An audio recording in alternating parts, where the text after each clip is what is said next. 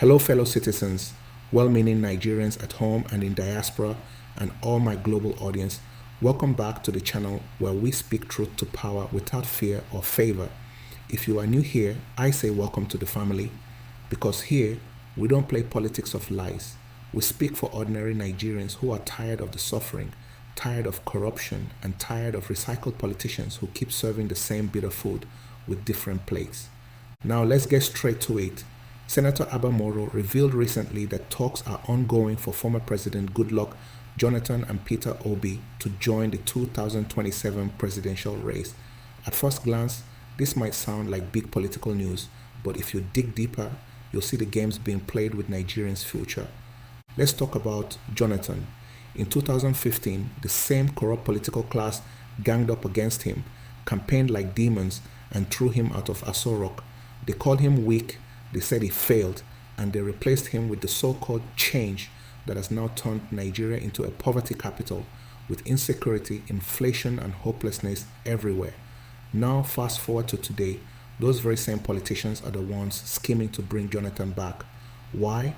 Because they know Jonathan can be easily manipulated. They know he is soft, not confrontational, and won't stand in the way of their looting. That's the truth. They don't care about Nigerians. They only care about keeping power in the hands of a corrupt cartel. But in that same discussion, another name came up, Peter Obi. And my people, here's where things get interesting. Obi is not like Jonathan. He's not like Atiku. He's not like Tinubu. Obi is not beholden to any godfather. He owes no political cartel anything. And that's exactly why they don't want him anywhere near Aso Rock. Obi represents a nightmare to the corrupt establishment because they know he will cut off their free access to Nigeria's wealth. Think about it. Obi is one of the few politicians in Nigeria with a clean record when it comes to managing public funds.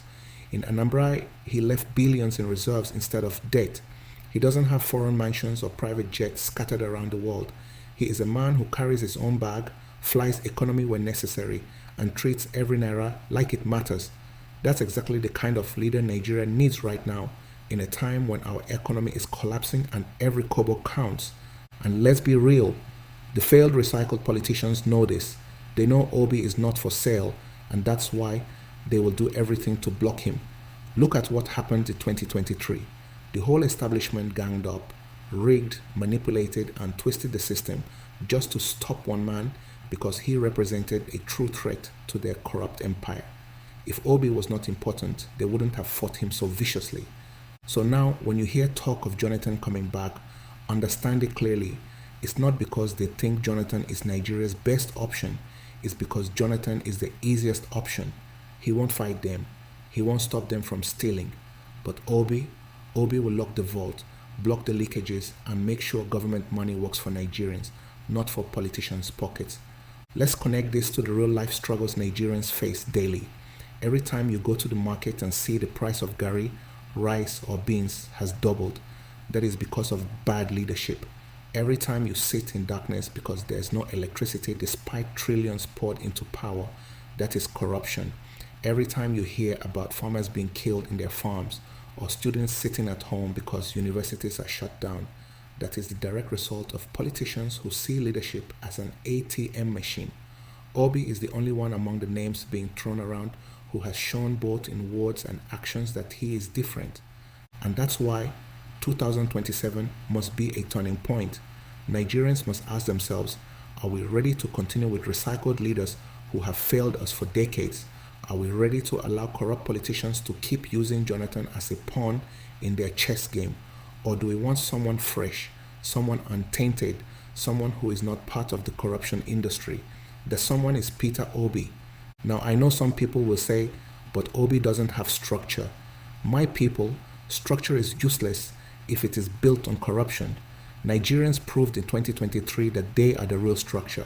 Millions across the country, from Kano to Port Harcourt, from Lagos to Enugu, stood up and voted for him without being paid, without rice and wrapper, but with hope for a better country. The spirit must not die. The fire must be kept burning. This is not about tribe. It is not about religion. It is about survival. If Nigeria continues on this path, there will be nothing left for anyone, whether Igbo, Hausa, or Yoruba. The only way forward is to rally behind someone who has proven he can manage resources, who has shown integrity, and who understands that leadership is service, not business. That person is Obi. So let me say it again clearly. The corrupt politicians don't want Obi to become president because they cannot control him. He will not share money to buy loyalty. He will not inflate contracts for kickbacks. He will not allow Nigeria's oil wealth to disappear into private pockets. That's why they are now dragging Jonathan back into the conversation. It is not about Nigeria. It is about their stomachs. But here's the good news. The power is still in our hands. 2027 is coming. If the youth who came out in 2023 double their effort, if Nigerians refuse to sell their votes for 5,000 naira, if we say no to tribal and religious manipulation, Peter Obi can and will win. And if he wins, Nigeria finally has a chance to breathe again. Dear citizens and all well-meaning Nigerians, this is the time to wake up.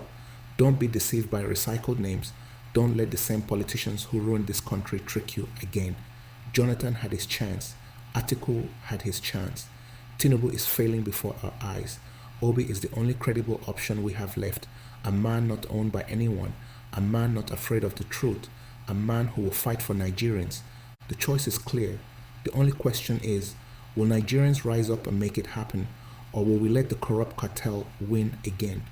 If you believe Nigeria deserves better, if you believe Peter Obi is the man for this moment, hit that like button right now, drop your thoughts in the comment section, share this video with your friends, and subscribe for more bold, truth-centered content.